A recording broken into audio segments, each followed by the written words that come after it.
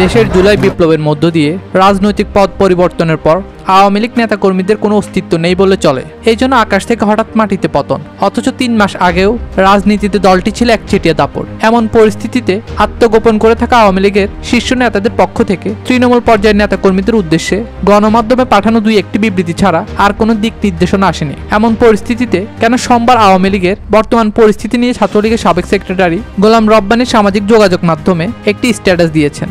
এবার তৃণমূল আওয়ামী লীগের কাছে নিজেদের ক্ষমা চাইতে হবে জানিয়ে নিজের ভেরিফাইড ফেসবুক অ্যাকাউন্ট থেকে একটি স্ট্যাটাস দিয়েছেন সাবেক ছাত্রলীগ সেক্রেটারি সিদ্দিকী নাজমুল আলম। ওই স্ট্যাটাসে তিনি লিখেছেন, আত্মশুদ্ধি, আত্মসমালোচনা করার দরকার। সবার আগে ব্যক্তিগতভাবে আমি করেছি। প্রায় 10 বছর ধরে বঙ্গবন্ধুর আদর্শ বাস্তবায়ন করতে হলে বিবেকের আদালতে নিজেদেরকে শাস্তি দিয়ে তৃণমূলের কাছে আমরা যারা জাতীয় রাজনীতি করি প্রায় সবাইকে ক্ষমা চাইতে হবে। আদর্শ আর ক্ষমা এক জিনিস নয়।